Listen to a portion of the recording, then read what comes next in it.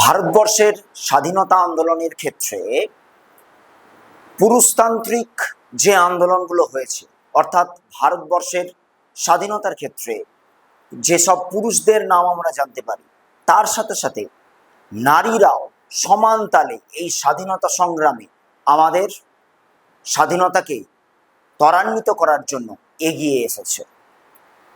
আজকে আমরা শুরু করব আমাদের সেই টপিক।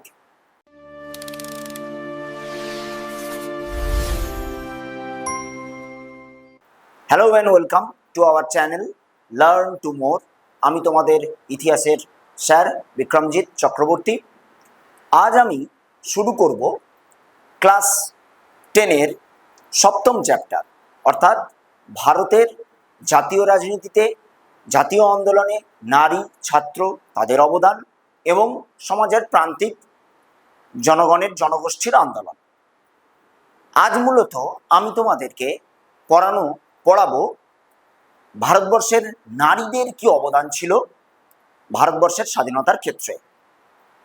প্রথমেই আমাদের স্বাধীনতার ক্ষেত্রে চারটে স্তর বা চারটে আন্দোলন এখানে আমাদেরকে পড়তে হচ্ছে। কোন কোন চারটে আন্দোলন আমরা জানি যে কোন চারটে আন্দোলন হবে না, কারণ তোমরা ক্লাস বলবো চ্যাপ্টার 6-এ তোমরা পড়েইছো যে প্রথমে বঙ্গভঙ্গ, তারপরে অসহযোগ, তারপরে আইন অমান্য, তারপরে ভারত ছাড়ো আন্দোলন। এর সাথে আমরা আরেকটা পড়বো, সেটা হচ্ছে সশস্ত্র নারী আন্দোলন। আজকে মূলত আমি তোমাদেরকে চারটে যে বৃহত্তর আন্দোলন ঘটেছিল, একটা আঞ্চলিক আন্দোলন, কিছুটা আঞ্চলিক আন্দোলন বঙ্গভঙ্গ, এবং তিনটে সর্বভারতীয় গণ আন্দোলন। প্রথমটা হচ্ছে বঙ্গভঙ্গ, অসহযোগ, আইন অমান্য এবং ভারত ছাড়ো আন্দোলন। বঙ্গভঙ্গ থেকে যদি আমরা শুরু করি, তাহলে বঙ্গভঙ্গ সম্পর্কে যদি একটু আমরা প্রিভিয়াস তোমরা যেটা পড়েছিলে সেটাকে যদি একটু আলোচনা করে নিই। বঙ্গভঙ্গ করেছিল কে? Lord Curzon. লর্ড কার্জনের আমলে বঙ্গভঙ্গ হয়েছিল। বঙ্গভঙ্গের এখান থেকে দুটো প্রশ্ন ইম্পর্টেন্ট হিসেবে তোমাদের মাধ্যমিকের ক্ষেত্রে আসে। কি কি আসে না, একটা আসে বঙ্গভঙ্গ কবে কার্যকর হয়েছিল, বঙ্গভঙ্গের পরিকল্পনা কবে গৃহীত হয়েছিল। প্রথমে গ্রহণ করবে, তারপরে সেটাকে কার্যকর করবে। তাহলে বঙ্গভঙ্গ কবে কার্যকর হয়েছিল, কবে গৃহীত হয়েছিল, এবং বঙ্গভঙ্গ কবে কার্যকর হয়েছিল। বঙ্গভঙ্গ গৃহীত হয়েছিল তোমরা জানো 1905 সালের 19শে জুলাই, আর বঙ্গভঙ্গ কার্যকর হয়েছিল 1905 সালের বলো 16ই অক্টোবর। ওকে, তাহলে আমরা এই 16ই অক্টোবর দিনটি ধরে নারী আন্দোলনের কথা শুরু করব। ভারতবর্ষের ক্ষেত্রে ভারতবর্ষের যে একটা অঞ্চল হিসেবে বাংলাকে ভাগ করে দেওয়ার যে প্রচেষ্টা লর্ড কার্জন চালিয়েছিল, সেই সূত্র ধরেই বাংলায় শুরু হয়েছিল বঙ্গভঙ্গ বিরোধী স্বদেশী আন্দোলন। এটার নাম স্বদেশী আন্দোলন হিসেবেও থাকে। বঙ্গভঙ্গ বিরোধী স্বদেশী আন্দোলনের তিনটি ধারা। প্রথম ধারা হচ্ছে স্বদেশী, অর্থাৎ দেশের জিনিস, স্বদেশের জিনিস ব্যবহার করা।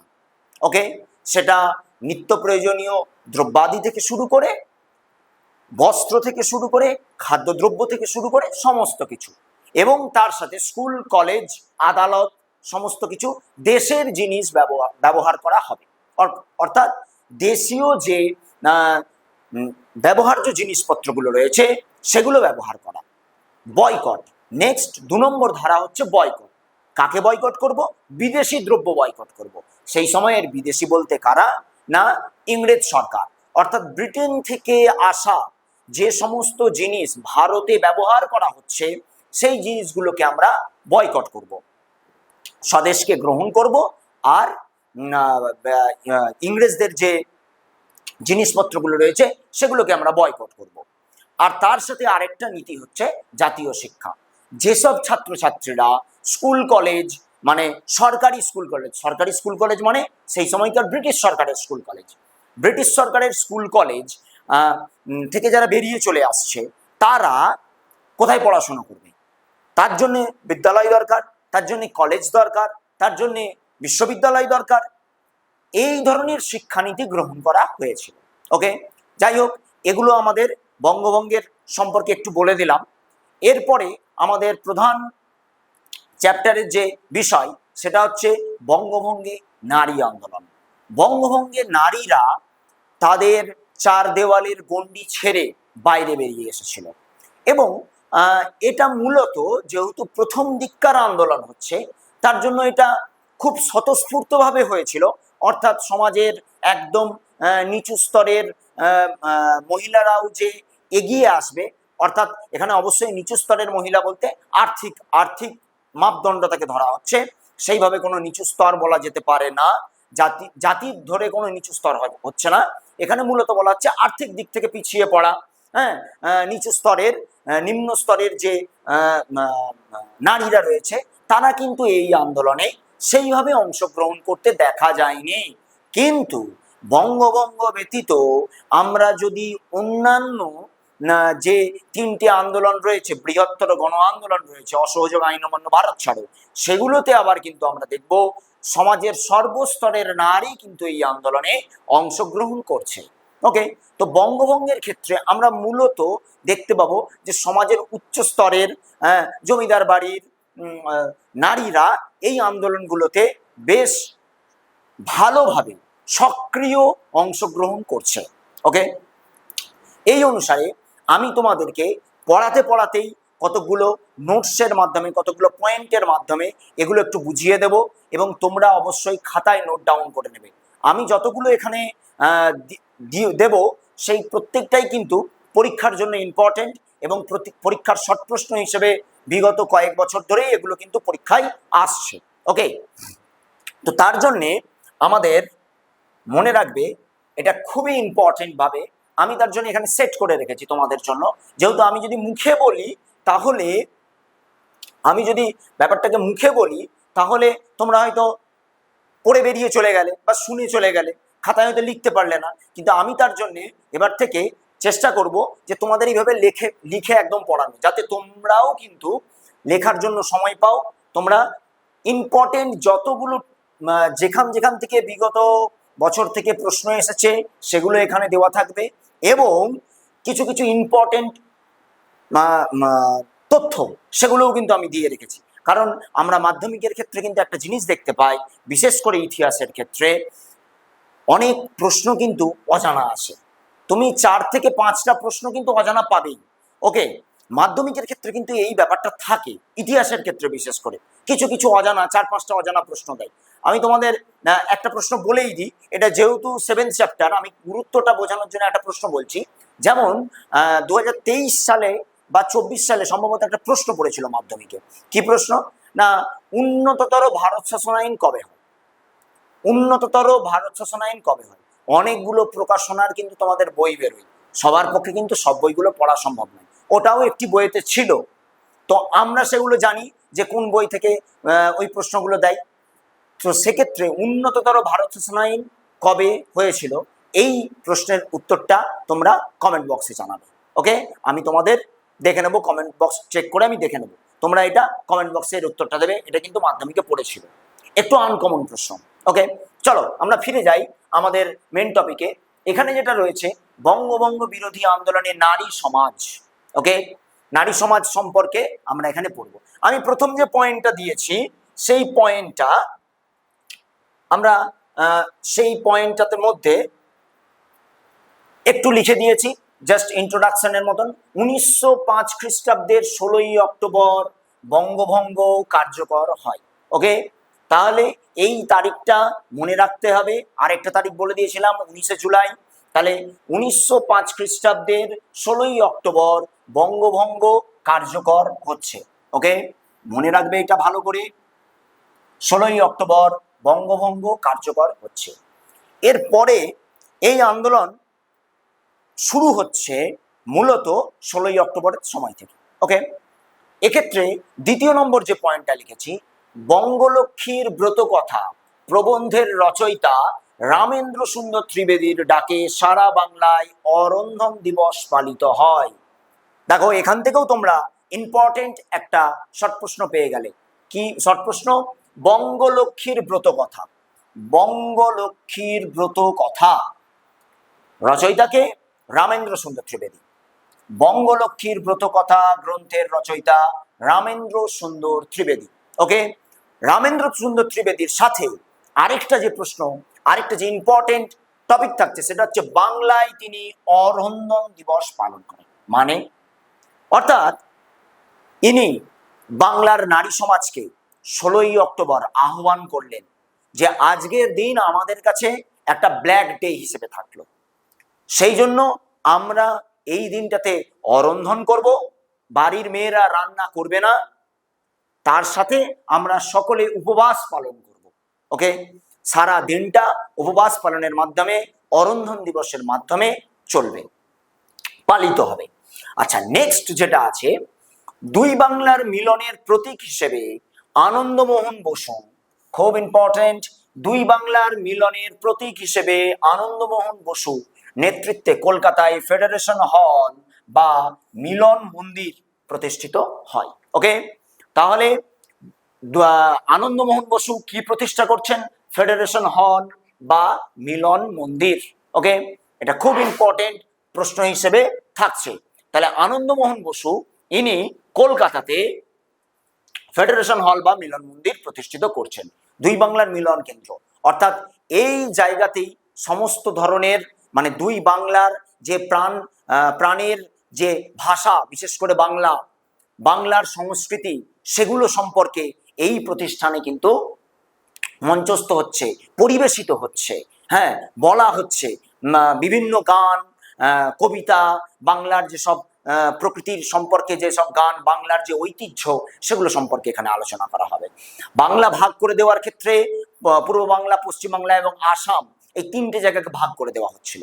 নেক্সট এবারে যেটা আসছে সেটা হলো স্বদেশী জিনিসপত্রের ব্যবহার বাড়ানোর জন্য স্বর্ণকুমারী দেবী,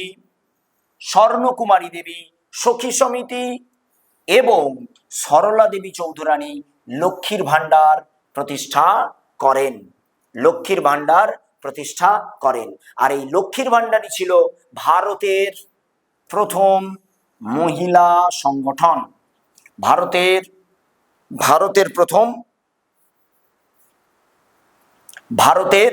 প্রথম মহিলা সংগঠন। ওকে, তাহলে এখান থেকে প্রশ্ন হিসেবে, ইম্পর্টেন্ট প্রশ্ন হিসেবে তোমাদের মাধ্যমিকে পাচ্ছ যে স্বদেশী জিনিসপত্র ব্যবহারের জন্য, কারণ তোমাদের ব্যাখ্যা বিবৃতি পড়ে, ব্যাখ্যা বিবৃতির ক্ষেত্রেও কিন্তু এই লাইনগুলো, যে আদার্স যে লাইনগুলো আমি লিখে রেখেছি, এই লাইনগুলো কিন্তু ইম্পর্টেন্ট। ওকে, আদার্স যে লাইনগুলো রয়েছে না, এগুলোও খুব ইম্পর্টেন্ট। কেন ইম্পর্টেন্ট? কারণ তোমাদের ব্যাখ্যা বিবৃতি লিখতে হবে। ব্যাখ্যা বিবৃতিতেও কিন্তু কিছু কিছু সময়ে খুব সূক্ষ্ম পার্থক্য দেয়, যেন মনে হবে এক অপশন এও হবে, ব্যাখ্যা এক হবে, ব্যাখ্যা 2 হবে, ব্যাখ্যা 3 হবে, তিনটেই মনে হবে। তার জন্য খুব ভালো করে ধীরে ধীরে ব্যাপারগুলোকে পড়বে, বুঝবে, জানবে। আর তোমাদেরকে ইম্পর্টেন্ট যে জায়গাগুলো রয়েছে সেগুলোকে বোঝানোর জন্য লার্ন টু মোর তো রয়েছে, এবং তার সাথে আমিও রয়েছি। ওকে, তাহলে স্বদেশী জিনিসপত্র ব্যবহারের জন্য স্বর্ণকুমারী দেবী সখী সমিতি তাহলে কে প্রতিষ্ঠা করছেন? স্বর্ণকুমারী দেবী এবং সরলা দেবী চৌধুরানী, মানে সরলা দেবী চৌধুরানীর মা হচ্ছেন স্বর্ণকুমারী দেবী। ওকে, তো সরলা দেবী চৌধুরানী লক্ষ্মীর ভাণ্ডার প্রতিষ্ঠা করেন। এবারে 1905 খ্রিস্টাব্দে লক্ষ্মীর ভাণ্ডার প্রতিষ্ঠিত হয়। ওকে, তো এটা হলো লক্ষ্মীর ভাণ্ডার হলো ভারতের প্রথম মহিলা সংগঠন। ওকে, বাংলার মহিলাদেরকে বোঝানো হচ্ছে যে তোমরা স্বদেশের জিনিস ব্যবহার করো। অর্থাৎ মেয়েরা সাধারণত কি ব্যবহার করে? কাপড়টি খুব ইম্পর্টেন্ট। তার জন্য বিদেশের মিহি সুতোর কাপড় নয়, মানে ইংল্যান্ডে যে মেশিনে তৈরি হচ্ছে যে সূক্ষ্ম কাপড়, সেই কাপড় নয়, মোটা তাঁতের কাপড়, সেগুলোকে ব্যবহার করতে বলছে। তার ফলে কি হবে? নিজেদের স্বনির্ভরতা বাড়বে, বাংলার তাঁতিদের স্বনির্ভরতা বাড়বে, বাংলা নিজেই আর্থিক দিক থেকে সবল হয়ে উঠবে, ব্রিটিশদের পদানত হয়ে থাকবে না। ওকে, নেক্সট এবারে যেটা হচ্ছে 5 নম্বরে যেটা রয়েছে, জাতীয়তাবাদ প্রসারের জন্য, দেখো এখানে স্বদেশী জিনিসপত্র ব্যবহারের জন্য সরলা দেবী চৌধুরানী লক্ষ্মীর ভাণ্ডার প্রতিষ্ঠা করেন। নেক্সট আছে জাতীয়তাবাদ প্রসারের জন্য সরলা দেবী চৌধুরানী কি করেন? বীরাষ্টমীর ব্রত এবং প্রতাপাদিত্য উৎসব এর প্রচলন করেন। এছাড়া তিনি নারীদের একতা বৃদ্ধির উদ্দেশ্যে, আবার দেখো, আবার এখান থেকে একটা প্রশ্ন আসছে, ব্যাখ্যা বিবৃতির ক্ষেত্রে কিন্তু এগুলো খুব ইম্পর্টেন্ট, বারবার বলছি। আবার দেখো, নারীদের একতা বৃদ্ধির জন্য উদ্দেশ্যে ভারত স্ত্রী মহামণ্ডল 1911 সালটা দিয়ে রেখেছি, কারণ সালটা মাঝে মধ্যে পরীক্ষায় দিয়ে দেয়, বিশেষ করে তোমাদের টেস্ট পরীক্ষাগুলোতে দেয়। ওকে, মাধ্যমিকে এখনো পর্যন্ত আসেনি, কিন্তু আমাদের টেস্ট পরীক্ষাতে এগুলো দিয়ে দিতে পারে। ওকে, তার জন্য ইম্পর্টেন্ট দিয়ে রেখেছি। ভারত স্ত্রী মহামণ্ডল 1911 নামে প্রতিষ্ঠানটি গড়ে তোলেন। ওকে, তাহলে কতগুলো ইনফরমেশন পেলাম এখানে আমরা। জাতীয়তাবাদের প্রসারের উদ্দেশ্যে সরলা দেবী চৌধুরানী বীরাষ্টমীর ব্রত প্রথাবাদিত্য উৎসব পালন করেন, প্রচলন করেন। তাহলে পরীক্ষায় আসতে পারে বীরাষ্টমী ব্রত প্রথাবাদিত্য উৎসব বাংলায় কে চালু করেন? সরলা দেবী চৌধুরানী। ওকে, নেক্সট আসছে নারীদের একতা বৃদ্ধির উদ্দেশ্যে ভারত শ্রী মহামণ্ডল প্রতিষ্ঠা করেন। ওকে, 1911 খ্রিস্টাব্দে। নেক্সট এবারে যেটা আসছি, আবার আসছে রামেন্দ্র সুন্দর ত্রিবেদীর কন্যা। এটা জাস্ট একটা ইনফরমেশন হিসেবে আমি ইনফরমেশনটা দেওয়ার জন্য আমি রেখেছি এটা, যে রামেন্দ্র সুন্দর ত্রিবেদীর কন্যা গিরিজা সুন্দরী দেবী। ওকে, গিরিজা সুন্দরী দেবী নামগুলো একটু তোমরা মনে রাখবে, আমি উপরের লাইনটা একটু মুছে দিচ্ছি, হ্যাঁ, তোমরা এগুলো একটু লিখে নিও, তাহলে ব্যাপারটা বুঝতে পারবে। গিরিজা সুন্দরী দেবী, আচ্ছা, গিরিজা সুন্দরী দেবী ইনি বঙ্গলক্ষ্মীর ব্রত কথা, কার লেখা? ওনার বাবার লেখা। রামেন্দ্র সুন্দর ত্রিবেদী উনি রচনা করেছেন বঙ্গলক্ষ্মীর ব্রত কথা। তো রামেন্দ্র সুন্দর ত্রিবেদীর কন্যা গিরিজা সুন্দরী দেবী বঙ্গলক্ষ্মীর ব্রত কথা পাঠ করে মুর্শিদাবাদের জেমোকান্দি গ্রামে 500রও বেশি নারীকে আন্দোলনমুখী করে তুলেছিলেন। ওকে, ইনফরমেশন হিসেবে এগুলো মনে রাখতে হবে আমাদেরকে।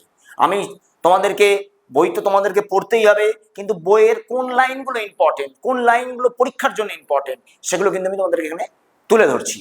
তো রামেন্দ্র সুন্দর ত্রিবেদীর কন্যা গিরিজা সুন্দরী দেবী বঙ্গলক্ষ্মীর ব্রত কথা পাঠ করে মুর্শিদাবাদের জেমোকান্দি গ্রামে, দেখো এখান থেকে কি প্রশ্ন আসতে পারে, প্রশ্ন কি আসতে পারে, প্রশ্ন এরকম দিয়ে দিতে পারে, কারণ তোমাদের অনেক ব্যক্তির নাম তুলে পরীক্ষায় প্রশ্ন পাই। ওকে, মাধ্যমিকের ক্ষেত্রে এটা একটা প্যাটার্ন, অনেক ব্যক্তির নাম তুলে পরীক্ষায় প্রশ্ন দেয়। বিশেষ এবারে যেমন পড়েছিল, এবারে আমাদের কালীনাথ চৌধুরী, কালীনাথ চৌধুরী কোন সভার সাথে যুক্ত ছিল, পরীক্ষায় দিয়েছিল।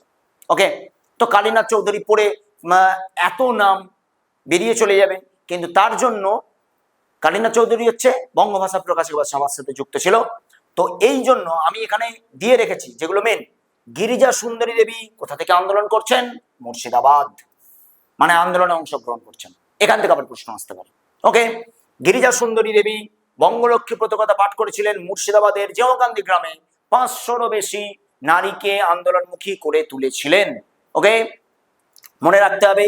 তাহলে মুর্শিদাবাদের নেতৃত্ব দিচ্ছেন কে? গিরিজা সুন্দরী দেবী। ওকে, নেক্সট এবারে যেটা আসছে, বঙ্গভঙ্গ কার্যকরের দিন, অর্থাৎ কবে, উপরেই দিয়ে রেখেছি তার জন্য 1905 সালের 16ই অক্টোবর বঙ্গভঙ্গ কার্যকরের দিন কবিগুরু রবীন্দ্রনাথ ঠাকুর রাখি বন্ধন উৎসব পালনের আহ্বান জানান। ওকে, রাখি বন্ধন উৎসব পালনের মাধ্যমে তিনি সৌভ্রাতৃত্ব বোধ জাগ্রত করেছিলেন। অর্থাৎ এই রাখি বন্ধন উৎসবটা যে বোন ভাইয়ের হাতে পরিয়ে দেবে এটা নয়, আপামর বাঙালি, আপামর বাঙালি তাদের বন্ধনকে শক্তিশালী করার জন্য এই রাখি বন্ধন উৎসবের মাধ্যমে বাংলার বন্ধনকে দৃঢ় করার চেষ্টা করেছিলেন রবীন্দ্রনাথ ঠাকুর। ওকে, তারপরে আছে এছাড়া কবি মুকুন্দ দাসের, এগুলো থেকে পরীক্ষায় প্রশ্ন দেয়। ওকে, বিশেষ করে এগুলো টেস্ট পরীক্ষার ক্ষেত্রে আমাদের কিন্তু দিয়ে থাকে। মুকুন্দ দাসের লেখা ফেলে দাও রেশমি চুড়ি এবং রজনীকান্ত সেনের লেখা মায়ের দেওয়া মোটা কাপড় মাথায় তুলে নে রে ভাই প্রভৃতি গানগুলি বাঙালি নারীদের বিশেষভাবে অনুপ্রাণিত করেছিল। শুধু নারী নয়, তার সাথে পুরুষ, সমগ্র বাঙালি জাতিকে এই ধরনের গান, কারণ গানগুলো আমাদেরকে অনুপ্রাণিত করেছিল। কারণ তোমরা আগেই পড়ে এসছো, 4th চ্যাপ্টারে পড়েছো রেখাই ও লেখাই জাতীয়তাবাদ, কথাটার মানে নিশ্চয়ই বুঝেছো, রেখাই এবং লেখাই জাতীয়তাবাদ। তেমনি এটা সাহিত্যে, গানে, গানের মাধ্যমে, শিল্পের মাধ্যমে, শিল্পকর্মের মাধ্যমে জাতীয়তাবোধ জাগ্রত হচ্ছে। ওকে, দেশের প্রতি ভালোবাসা, নিজের মাতৃভূমির প্রতি ভালোবাসা জাগ্রত হচ্ছে। তার জন্য এখানে আসছি যে বঙ্গভঙ্গ কার্যকরের দিন কবিগুরু রবীন্দ্রনাথ ঠাকুর রাখি বন্ধন উৎসব পালন করেছিলেন এবং মুকুন্দ দাস উনি তার ফেলে দাও রেশমি চুড়ি এবং রজনীকান্ত সেন এর মায়ের দেওয়া মোটা কাপড় প্রভৃতি গানগুলি বাঙালি নারীদের বিশেষভাবে অনুপ্রাণিত করেছিল। নেক্সট এবারে যেটা আসছি, খুব বেশি সংখ্যায় না হলেও মুসলিম মহিলারাও কিন্তু এই আন্দোলনে সামিল হয়েছিলেন। ওকে, মুসলিম মহিলারা, কারণ এই প্রসঙ্গে একটা কথা বলে রাখি, খুব বেশি সংখ্যায় কেন না, ব্যাপারটা হচ্ছে এটা বিশেষ কিছু ব্যাপার নয়। আসলে মুসলিম সমাজের ক্ষেত্রে মেয়েদের প্রতি একটা বাধা ধরা বরাবরই থেকেছে। ওকে, এবারে ভাবো এটা 1905 সালের কথা হচ্ছে, আর এখানে তোমরা যতজনের কথা মোটামুটি জানলে, এখনো অনেক নারী রয়েছে তার মধ্যে যে যাদের নাম আমরা দেখলাম, স্বর্ণকুমারী দেবী, সরলা দেবী চৌধুরানী, হ্যাঁ, গিরিজা সুন্দরী দেবী, এরা সবাই প্রায় সম্ভ্রান্ত বাড়ির, অর্থাৎ এদের পরিবারের ব্যাকগ্রাউন্ডই একটু শিক্ষিত, ইংরেজি জানা, শিক্ষিত পরিবারের এরা। তার জন্য এরা মোটামুটি একটা আধুনিক বাতাবরণের মধ্যেই বসবাস করছে। কিন্তু গ্রামের মানুষ তো অত আধুনিকতার মধ্যে থাকতে পারছে না, বা নেই, অত আধুনিকতা তাদের মধ্যে নেই। তার জন্যে হঠাৎ করে যে তারা এই ধরনের একটা আন্দোলন হবে, বাইরে বেরিয়ে আন্দোলন করবে, এই সাহসিকতাটা দেখানোটাও কিন্তু একটু বড় ব্যাপার ছিল। তার মধ্যেও আমাদেরকে ধন্যবাদ জানাতে হয় কাকে না, খৈরুন্নেসা খাতুনকে আমাদের এর মধ্যেও ধন্যবাদ জানাতে হয়। কেন ধন্যবাদ জানাতে হয় না, উনি এর মধ্যে অন্যতম যিনি ছিলেন, নবনূর পত্রিকায় খৈরুন্নেসা খাতুন রচিত স্বদেশানুরাগ, ওকে, খৈরুন্নেসা খাতুন রচিত স্বদেশানুরাগ নামক রচনাটি তৎকালীন নারী সমাজের প্রতি ছিল উদ্যত আহ্বান। অর্থাৎ নারী সমাজ এগিয়ে এসো, নারী সমাজ এই বঙ্গভঙ্গ যে করেছে লর্ড কার্জন, তার বিরুদ্ধে গর্জে ওঠার সময় আছে। কারণ স্বদেশকে ভালোবাসতে হবে, স্বদেশের প্রতি অনুরাগ আনতে হবে। স্বদেশই আমাদেরকে লালন পালন করছে, স্বদেশ আমাদেরকে বাঁচিয়ে রেখেছে। সুতরাং নবনূর পত্রিকাটার নামটা একটু মনে রেখে দিও, এগুলো কিন্তু থাকতে পারে, হ্যাঁ, এগুলো একটু তোমাদের ওই ট্রিকি প্রশ্নগুলোর মধ্যে কিন্তু এগুলো থাকতে পারে, তার জন্য আমি দিয়েছি এগুলো।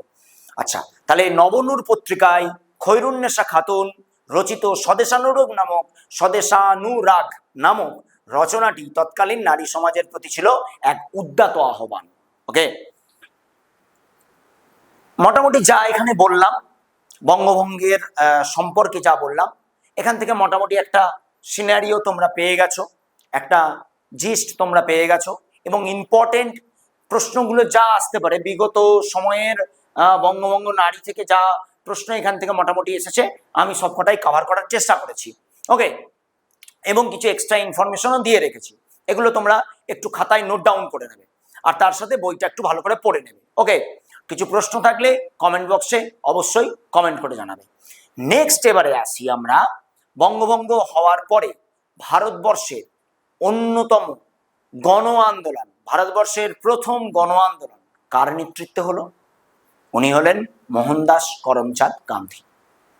মোহনদাস করমচাঁদ গান্ধীর নেতৃত্বে ভারতবর্ষের প্রথম সর্বভারতীয় গণ আন্দোলন, সেটা হলো আমাদের বলো অসহযোগ আন্দোলন, অহিংস অসহযোগ আন্দোলন। ওকে, অহিংস অসহযোগ আন্দোলন শুরু হয়েছিল 1920 খ্রিস্টাব্দ থেকে। ওকে, 1920 খ্রিস্টাব্দের কলকাতা অধিবেশন, তারপরে নাগপুর অধিবেশনে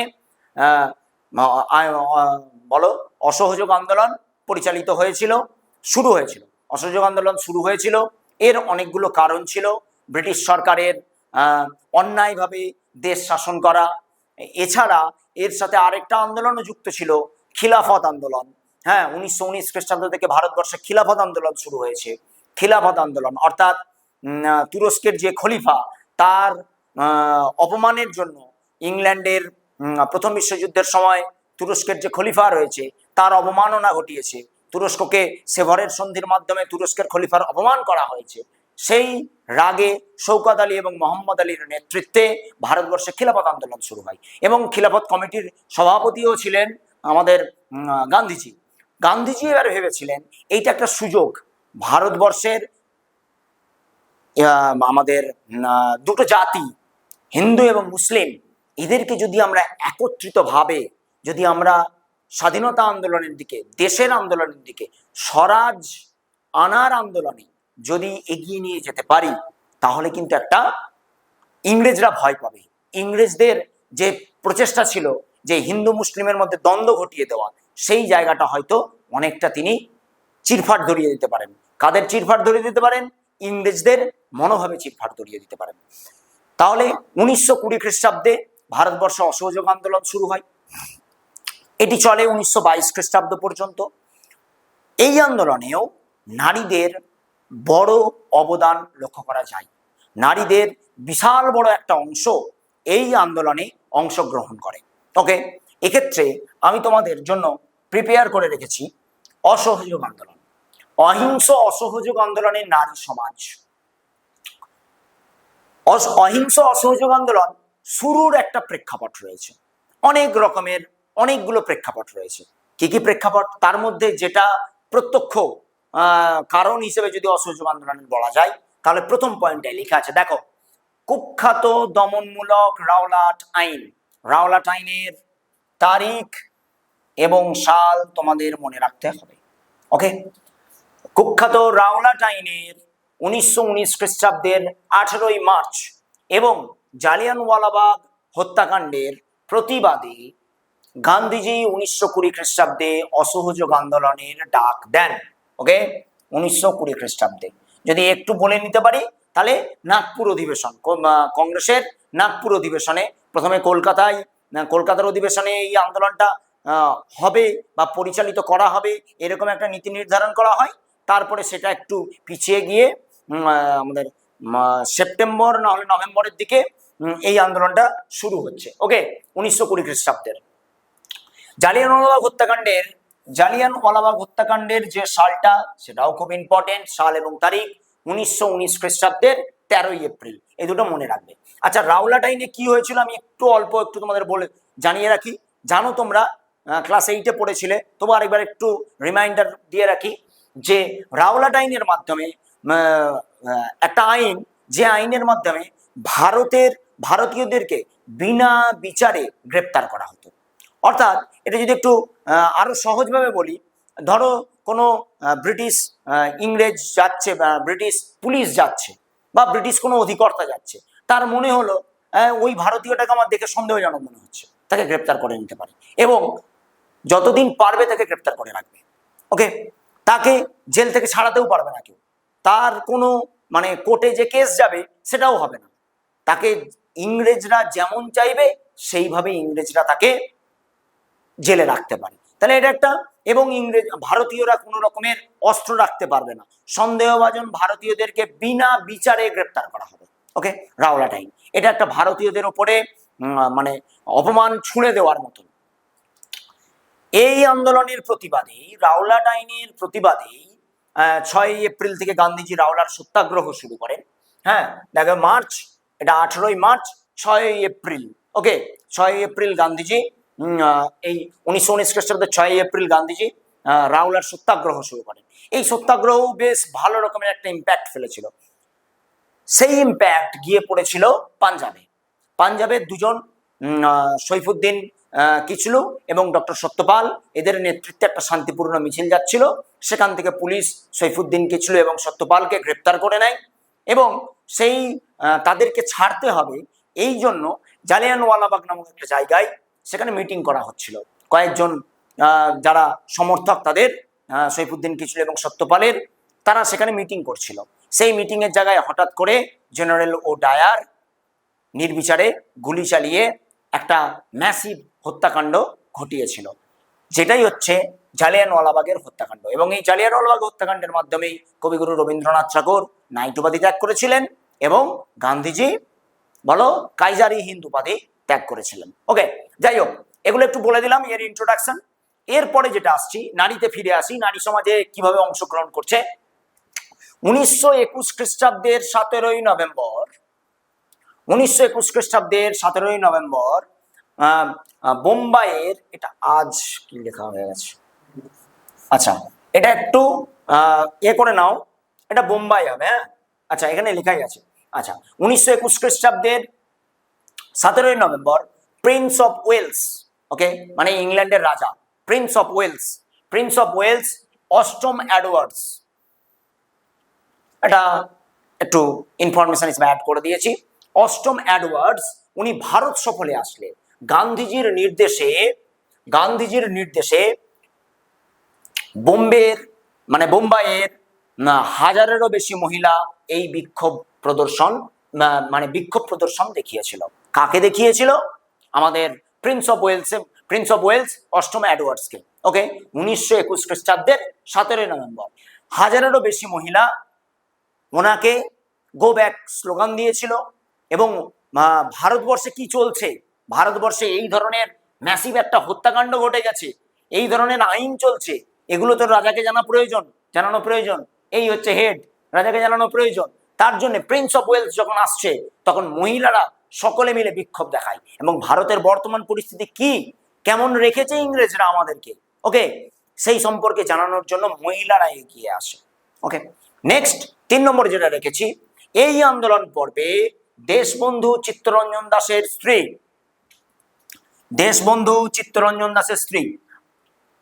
এখান থেকেও পরীক্ষায় প্রশ্ন আসে, যে নামটা বললাম, কারণ কেমন আসে বলতো, প্রশ্ন আসে দেশবন্ধু কার উপাধি বা দেশবন্ধু নামে পরিচিত ছিলেন। ওকে, এই ধরনের পরীক্ষায় কিন্তু প্রশ্ন দেয়, এই কার কি নাম, এই ধরনের থেকে কিন্তু পরীক্ষায় প্রশ্ন থাকে, মাধ্যমিকে অবশ্যই থাকবে তোমাদের। ওকে, দেশ প্রাণ বীরেন্দ্রনাথ শাসমল, দেশ বন্ধু চিত্তরঞ্জন দাস, ওকে দেশ প্রিয় যতীন্দ্রনাথ সেনগুপ্ত, এগুলো আসবো আমি।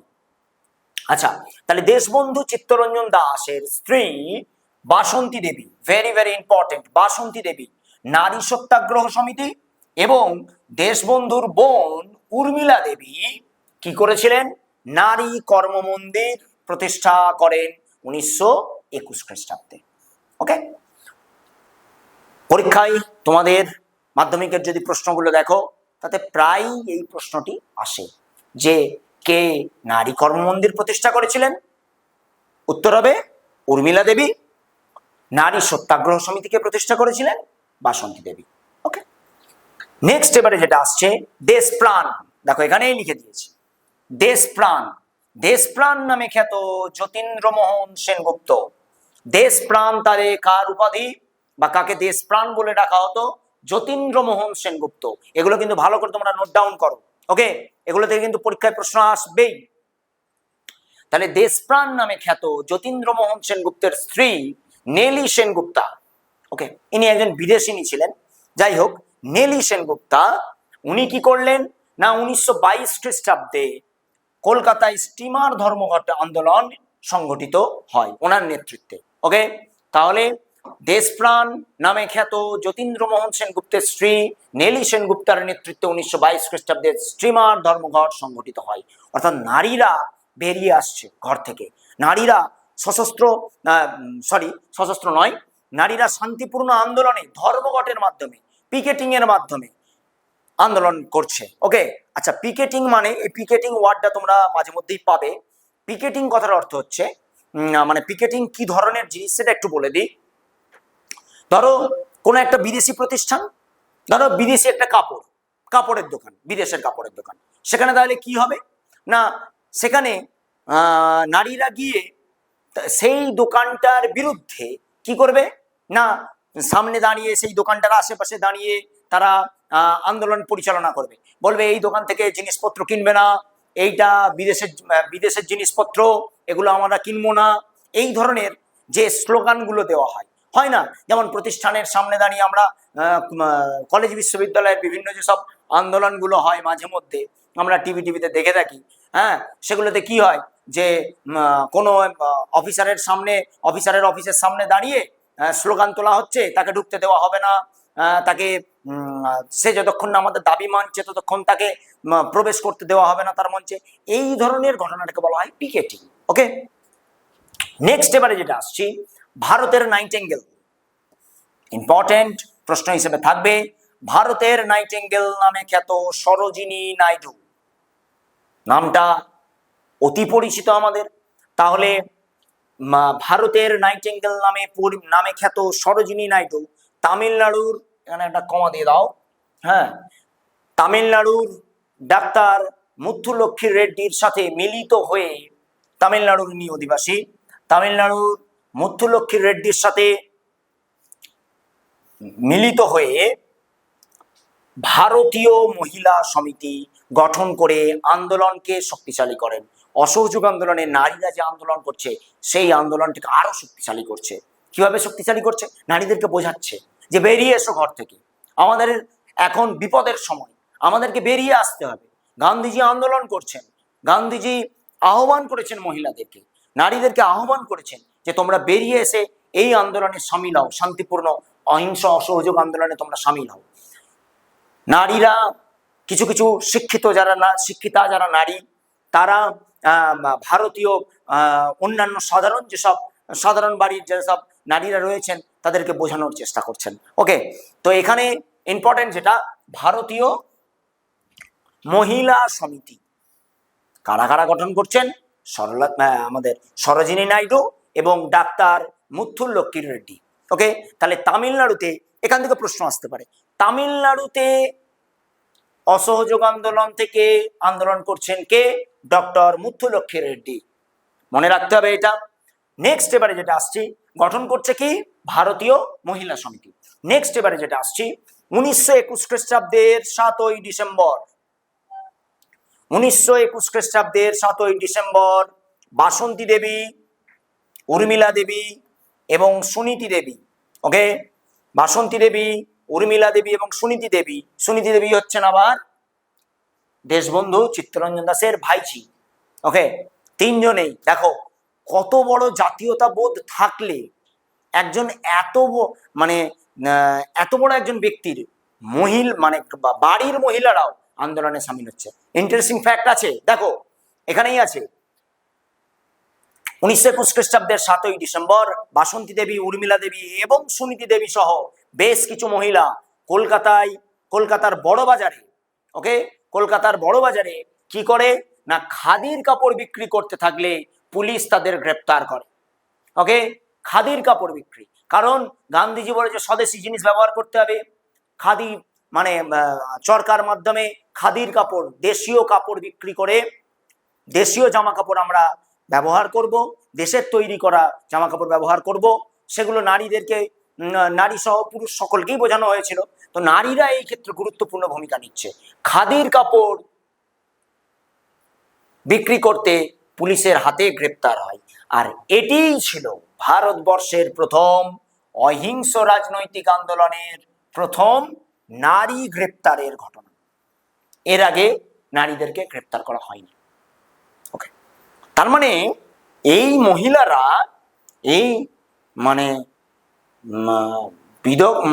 কি বলবো, এত সাহসী মহিলারা, হ্যাঁ, বাসন্তী দেবী, উর্মিলা দেবী, সুনীতি দেবী সহ আরো নারীরা, তারা কলকাতার বাজারে খাদির কাপড় বিক্রি করতে গিয়ে পুলিশ তাদেরকে গ্রেপ্তার করছে। ওকে, তার মানে বাঙালি জাতির মেরুদণ্ডে সব সময় প্রতিবাদ, বিদ্রোহ, অন্যায়ের প্রতি বিদ্রোহ করা, এগুলো কিন্তু লেগেই আছে।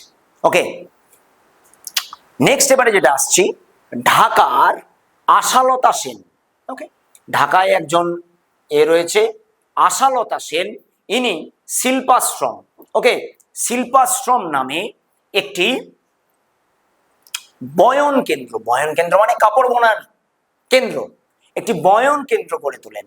এখানে মেয়েরা নিজেরা খাদির কাপড় বুনে তা বাড়ি বাড়ি বিক্রি করতেন। গান্ধীজি আহ্বান দিয়েছেন, খাদির কাপড় ব্যবহার করো। নারীরা এই আন্দোলনগুলোতে তার যে আদর্শ, এই আদর্শের দ্বারা অনুপ্রাণিত হয়ে এই আন্দোলনগুলোতে সামিল হচ্ছে। ওকে, লাস্ট যেটা আমি বলেছি, বারবারই বলেছি, আমার প্রত্যেকটা এতেই তোমাদের কিছু কিছু নেক্সট মানে পরবর্তী কিছু ইনফরমেশন, গুরুত্বপূর্ণ কিছু ইনফরমেশন আমি বারবার দিয়ে যাব বলেছি। যদি কোনো আনকমন প্রশ্নও আসে অবশ্যই তোমরা সেগুলোকে ক্র্যাক করতে পারবে, সেগুলো লিখে আসতে পারবে, এই আশ্বাস আমি তোমাদেরকে দিলাম। লার্ন টু মোরের তরফ থেকে আমি তোমাদেরকে দিয়ে রাখলাম। দেখো এখানে যেটা বলেছি, আবাদি বানু বেগম, আবাদি বানু বেগম, ওকে একটু মুছে দিই নাহলে বানুটা বুঝতে পারবে না। আবাদি বানু বেগম কে ছিলেন? মোহাম্মদ আলী এবং শৌকত আলীর মা, যারা খিলাফত আন্দোলন, ভারতবর্ষের খিলাফত আন্দোলনের নেতৃত্ব গ্রহণ করেছে। তাদের মা আবাদি বানু বেগম, যিনি বি আম্মা, অনেক সময় টেস্ট পরীক্ষাগুলোতে এগুলো দেয়, বা তোমরা অন্যান্য বইগুলো দেখবে যেসব কোশ্চেন ব্যাংকগুলো রয়েছে তাতে বি আম্মা বলে লেখা থাকে। বি আম্মা কে ছিলেন এসে প্রশ্নতে থাকতে পারে। বি আম্মা, ওকে, বি আম্মা নামে পরিচিত তিনি। তাহলে বি আম্মা নামে কে পরিচিত? আবাদি বানু বেগম। তিনি সক্রিয় রাজনীতিতে অংশগ্রহণ করেন এবং মুসলিম মহিলাদেরকে অসহযোগ আন্দোলনে সামিল হওয়ার কথা বলছেন। আর তার সাথে তিনি তিলক স্বরাজ তহবিলে টাকা অনুদান দেওয়ার জন্য মহিলাদেরকে আহ্বান জানাচ্ছেন। ওকে, তিলক স্বরাজ তহবিল, এটা গান্ধীজি তুলেছিলেন। আমাদের মান্দাসোর জেলে তিলক মারা যান অসহযোগ আন্দোলনের প্রাককালেই। তার জন্যে গান্ধীজি তাকে স্মরণ করে তিলকের স্বরাজ তহবিলে উনি টাকা অনুদান হিসেবে দিতে বলছিলেন। এবং এই সমস্ত নারীরা, এই বাসন্তী দেবী, আমাদের উর্মিলা দেবী, যতজন সব নারীদের নাম আমরা পড়লাম, এরা কিন্তু নিজেদের গহনা পর্যন্ত তিলক স্বরাজ তহবিলে দান করেছে। ওকে, নিজেদের মূল্যবান জিনিসপত্র দিয়েও স্বাধীনতার জন্য, অসহযোগ আন্দোলনকে সফল করার জন্য এরা কিন্তু এগিয়ে আসছে। এটা আমাদের নারী সমাজের প্রতি মানে শ্রদ্ধায় আমাদেরকে মাথা নত করে দিতে বাধ্য করাচ্ছে যে এইভাবে পুরুষদের সাথে সাথেও নারীরা কিভাবে এগিয়ে আসছে স্বাধীনতা আন্দোলনে। ওকে, এরপরে অসহযোগ আন্দোলনের যা পার্টগুলো গেল, এগুলো থেকে মোটামুটি এই প্রশ্নগুলোই আসবে, আসার চান্স আছে, আসতে পারে এইরকম ব্যাপারগুলো। এগুলো একটু তোমরা লিখে নিও। ইম্পর্টেন্ট যেগুলো যেগুলো বললাম সবকটাই ইম্পর্টেন্ট, একটু ভালো করে বুঝে নিও। ওকে, আচ্ছা, এরপরে যে আন্দোলনটা আসছে সেটা হলো আইন অমান্য আন্দোলন। আইন অমান্য আন্দোলনের প্রেক্ষাপটটা যদি একটু বলে রাখি, তাহলে তার আগে অনেকগুলো ঘটনা ঘটে গেছে। কি কি ঘটনা? যেমন লবণ কর। ইংরেজরা লবণের যে ব্যবসা ছিল সেটাকে নিজেদের আন্ডারেই রেখে দিয়েছিল। সাধারণ কৃষক, সাধারণ শ্রমিক, বাড়ির একদম প্রান্তিক স্তরের মানুষরা, তারা যে একটু নুন ভাত দিয়ে মানে নুন ভাত খাবে তার উপরেও ট্যাক্স বসিয়ে রেখেছে। ওকে, ইংরেজ সরকার ট্যাক্স বসিয়ে রাখত। এবং লবণের যে ব্যবসা সেটা শুধুমাত্র ইংরেজরাই করতে পারবে, এই ধরনের একটা কর তাদের উপরে, লবণ কর চাপানো ছিল ভারতীয়দের উপরে। ভারতীয়রা স্বেচ্ছায় লবণ উৎপাদনও করতে পারবে না। গান্ধীজি এর প্রতিবাদে কি করলেন? বিখ্যাত ডান্ডি মার্চ। ডান্ডি মার্চ 1930 খ্রিস্টাব্দের 12ই মার্চ ডান্ডি অভিযান শুরু হয় এবং পরবর্তীকালে ডান্ডি অভিযানের মাধ্যমে ভারতবর্ষে শুরু হচ্ছে। 6ই এপ্রিল তিনি ডান্ডিতে গিয়ে পৌঁছান, 5ই এপ্রিল গিয়ে পৌঁছান এবং 6ই এপ্রিল তিনি আমাদের লবণ আইন ভঙ্গ করে আইন অমান্য আন্দোলনের ডাক দেন। অর্থাৎ ইংরেজ সরকারের কোনো আইন মানব না। ওকে, ইংরেজ সরকারের যাবতীয় যা আইন রয়েছে সেগুলো ভারতীয়রা মানবে না। ওকে, এইখান থেকেই শুরু হচ্ছে আইন অমান্য আন্দোলনে নারী সমাজের ভূমিকা। ওকে, এখানে নারী সমাজের ক্ষেত্রে গান্ধীজি নারী সমাজকে আহ্বান করছেন। কি বলছেন? 1930 খ্রিস্টাব্দের 10ই এপ্রিল ওকে, ইয়ং ইন্ডিয়া পত্রিকায় দেখো এখান থেকে প্রশ্ন পাচ্ছ।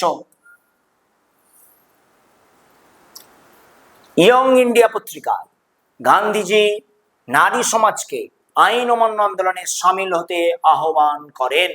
ওকে, তাহলে ইয়ং ইন্ডিয়া পত্রিকা কার লেখা? গান্ধীজির লেখা। ওকে, 1930 খ্রিস্টাব্দে 10ই এপ্রিল ইয়ং ইন্ডিয়া পত্রিকায় গান্ধীজি নারী সমাজকে আইন অমান্য আন্দোলনে অংশগ্রহণ করার আহ্বান জানাচ্ছে, যে নারী সমাজ তোমরা এগিয়ে এসো, আইন অমান্য আন্দোলনে এগিয়ে এসো। এই আইন অমান্য আন্দোলনও হবে অহিংস পথে, হিংসার কোনো আশ্রয় নেবে না। ওই একই রকমের স্বদেশি দ্রব্য গ্রহণ, আমাদের বিদেশি দ্রব্য বয়কট, শান্তিপূর্ণভাবে মিটিং মিছিল পিকেটিং, এগুলো আমাদেরকে করতে হবে। গান্ধীজি বলতে গিয়ে এত কিছু কথা বলতে গিয়ে একদিন গান্ধী নিয়ে আলাদা একটা ক্লাস করাবো তোমাদেরকে। ওকে, গান্ধী নিয়ে অনেক রকমের যে মিথ গঠিত হয়ে আছে আমাদের ক্ষেত্রে, তো আমাদের মনের মধ্যে সেই মিথগুলোকে একটু একটু আমরা কাটিয়ে দেবো। ওকে, বলবো, কারণ একটু হিন্ট দিয়ে রাখি, না বললে কেমন একটা লাগছে। দেখো গান্ধীর প্রাসঙ্গিকতা এমনই, জানো তো, সোনাম ওয়াংচু রিসেন্টলি আন্দোলন করলো কিসের মাধ্যমে? হাঙ্গার স্ট্রাইক, মানে আমরণ অনশন। ভারতবর্ষে কে এনেছিল? গান্ধী এনেছিল।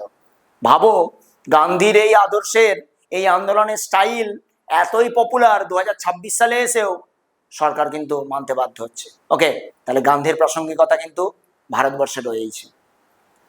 কিছু কিছু ক্ষেত্রে আবার গান্ধীর ভারত বলে দেয় না অনেকে, ঠিকও হতে পারে।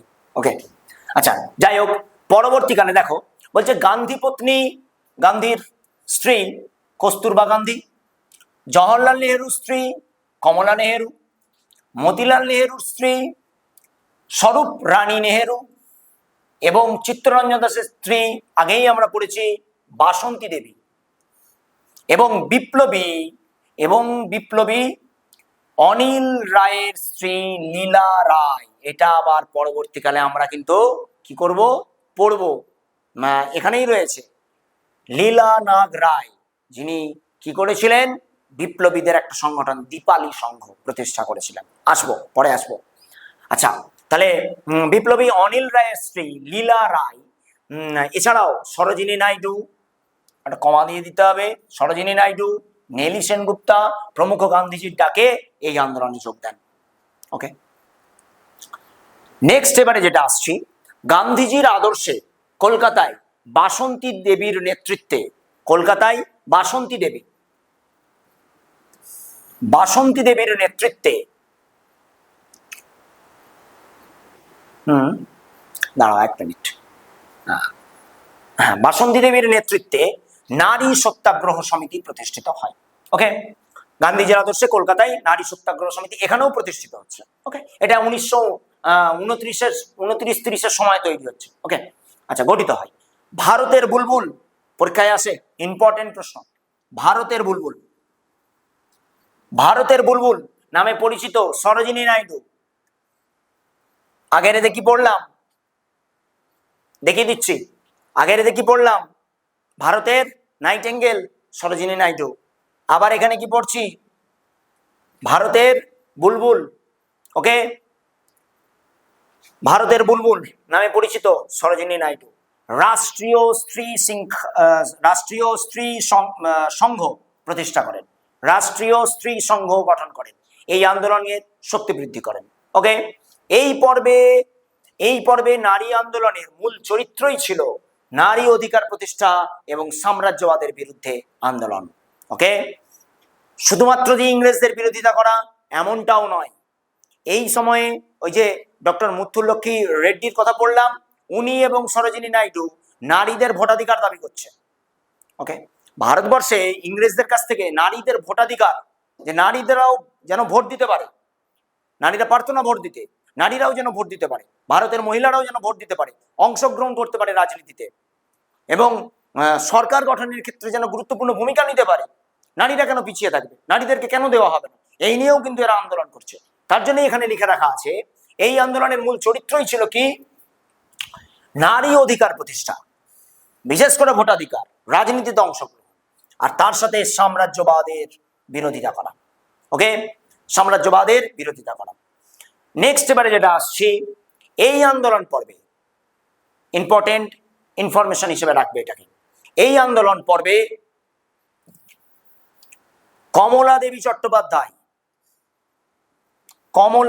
চট্টোপাধ্যায় এর নেতৃত্বে প্রায় 15,000 সত্যাগ্রহী ওয়াদালা লবণ কারখানায় বিক্ষোভ দেখায়।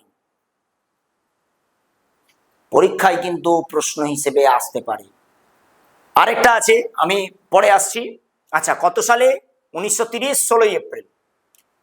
তারিখগুলো নোট করে রাখো, মনে থাকলে লিখবে, না মনে থাকলে লেখার দরকার নেই। বড় প্রশ্নের ক্ষেত্রে বলছি, শর্ট প্রশ্ন তো লিখতেই হবে, অ্যাবসলিউট থাকবেই। তাহলে এখানে যেটা বললাম যে এই আন্দোলনে কমলা দেবী চট্টোপাধ্যায়ের নেতৃত্বে 15,000 সত্যাগ্রহী ওয়াদালা লবণ কারখানায় বিক্ষোভ দেখায় 16ই এপ্রিল 1930। এবং সরোজিনী নাইডু ইনি কি করছেন? সুরাটের ধর্ষণা লবণ গোলা সত্যাগ্রহের নেতৃত্ব দিচ্ছেন। কত সালে? 1930 খ্রিস্টাব্দের 21শে মে। তোমরা পড়ে যাবে ধর্ষণা লবণ গোলা আন্দোলনের নেতৃত্ব কে দিয়েছিল, ইম্পর্টেন্ট প্রশ্ন হিসেবে থাকবে। কে দিয়েছিল? সরোজিনী নাইডু। পরীক্ষায় চলে এলো ওয়াদালা লবণ কারখানায় কে বিক্ষোভ দেখিয়েছিল। তার জন্যই তোমাদেরকে বলছি পুরোটাই ভালো করে দেখে রাখবে। কমলা দেবী চট্টোপাধ্যায় ইনি ওয়াদালা লবণ কারখানায় বিক্ষোভ দেখিয়েছিলেন, এবং সরোজিনী নাইডু ইনি দেখিয়েছিলেন কোথায়? ধর্ষণা লবণ সত্যাগ্রহ আন্দোলন। নেক্সট এবারে যেটা আসছি, জালিয়ানওয়ালাবাগের বর্ষপূর্তি উপলক্ষে পাঞ্জাবে আইন অমান্য আন্দোলন শুরু হয়। তাতে নেতৃত্ব দেন অবন্তিকা ভাই গোখলে। ওকে, নামটা মনে রাখবে, অবন্তিকা ভাই গোখলে। এছাড়া এই সময় নাগাল্যান্ডের রানী গাইডেনলিউ, খুব ইম্পর্টেন্ট, নাগাল্যান্ডের রানী গাইডেনলু। ওকে, নাগাল্যান্ডের রানী গাইডেনলু, এনার নাম উল্লেখযোগ্য।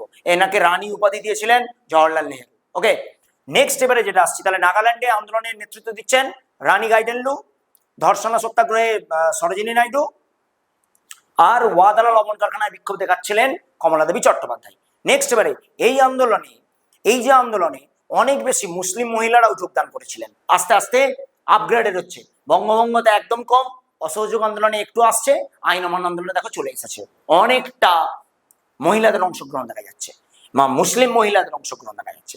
এর মধ্যে উল্লেখযোগ্য হলেন জোবেদা খাতুন, হালিমা খাতুন এবং ফুলবাহার বিবি, হোসেন আরা বেগম প্রমুখ। জাবেদা খাতুনের নেতৃত্বে শ্রীহট্ট মহিলা সংঘ রাষ্ট্রীয় সম্মেলনের আয়োজন করে। ওকে, শ্রীহট্ট মহিলা সংঘ জাবেদা খাতুনের নেতৃত্বে রাষ্ট্রীয় সম্মেলনের আয়োজন করে। না, লাস্ট যেটা রয়েছে সেটা একটু আমাদের আশেপাশের জন্য একটু দিয়েছি, দেখো ইম্পর্টেন্ট। আচ্ছা, এই আন্দোলন পর্বে পুলিশি নির্যাতন উপেক্ষা করে মেদিনীপুরের কে আছে? ঘাটাল, তাই তো? আমাদের কম নয়, অনেক অংশগ্রহণ ছিল এইসব জায়গায়। অসহযোগ আইন অমান্য, ভারত ছাড়ো, মেদিনীপুর একদম কোর বেশ জায়গা। ওকে, একদিন না হয় একটা ক্লাসই দিয়ে দেবো মেদিনীপুরের উপরে। ওকে, ইনফরমেটিভ একটা ভিডিও দিয়ে দেবো। মেদিনীপুরের ঘাটাল, কাঁথি, তমলুক প্রভৃতি স্থানে নারীরা লবণ আইন অমান্য করেন। ওকে, এই সময়ে কেশপুর থানার একটা ইনফরমেশন দিয়ে রেখেছি, কেশপুর থানার বেশ কিছু নারীর ওপর পুলিশি নির্যাতন হয়। এই জেলার প্রথম শহীদ হয়েছিলেন কে? উর্মিবালা পারিয়া। ওকে, আমাদের এখানের প্রথম শহীদ যে নারী, উর্মিবালা পারিয়া। ওকে, নেক্সট এবারে যেটা আসছি সেটা হলো ভারত ছাড়ো আন্দোলন। 1942 খ্রিস্টাব্দের ভারত ছাড়ো আন্দোলনে নারীদের যে ভূমিকা। 1942 ভারত ছাড়ো আন্দোলন এখানে দিয়ে দিয়েছি। ভারত ছাড়ো আন্দোলন শুরু হয়েছিল 1942 খ্রিস্টাব্দের 9ই আগস্ট। ওকে, 8ই আগস্ট নেওয়া হয়েছিল, আন্দোলন হবে বলা হয়েছিল। রাত্রি 9ই আগস্টের রাত্রেই সবকে, যেই রাত্রি 12টা বেজে গেছে, সবকে তুলে নিয়েছিল গান্ধীজি, আমাদের নেহেরু, প্যাটেল, সব বড় বড় যেসব লিডার ছিল তাদেরকে সবাইকে পুলিশ গ্রেপ্তার করে নিয়েছিল। এই আন্দোলনের সম্পূর্ণ রাশভার ছিল নারী এবং আপকামিং যেসব নেতারা রয়েছে যুব নেতাদের হাতে। ওকে, এই আন্দোলনে নারীরা ছিল শৃঙ্খলাপূর্ণ স্বাধীনতার সৈনিক।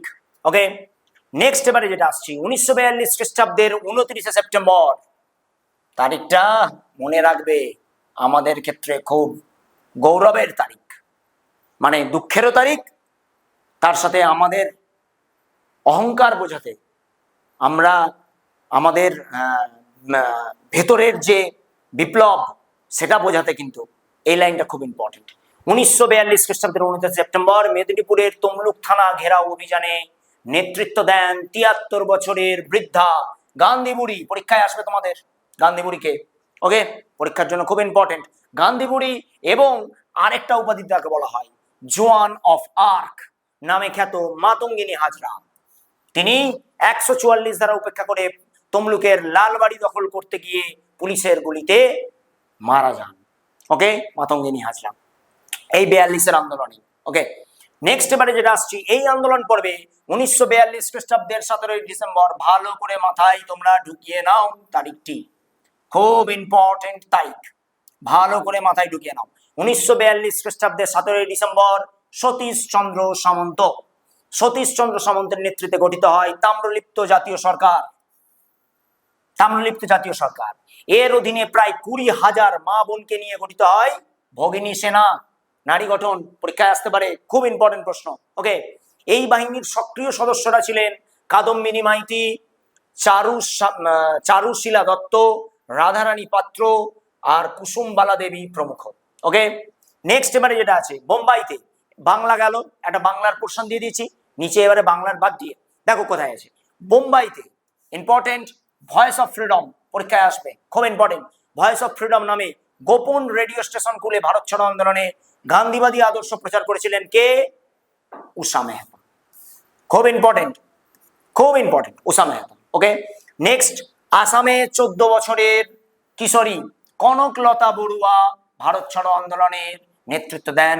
পরীক্ষায় প্রশ্ন আসে কনকলতা বড়ুয়া কোন আন্দোলনের সাথে যুক্ত ছিলেন? ভারত ছাড়ো আন্দোলন, একদম সিম্পল। ওকে, নেক্সট, এবং আসামে ভারত ছাড়ো আন্দোলনে অংশগ্রহণ করতে গিয়ে, জাতীয় পতাকা উত্তোলন করতে গিয়ে পুলিশের গুলিতে প্রাণ হারান পাঞ্জাবের গৃহবধূ। আসামে উনি আন্দোলনে অংশগ্রহণ করেছিলেন, পাঞ্জাবের গৃহবধূ ভোগেশ্বরী ফুকননি।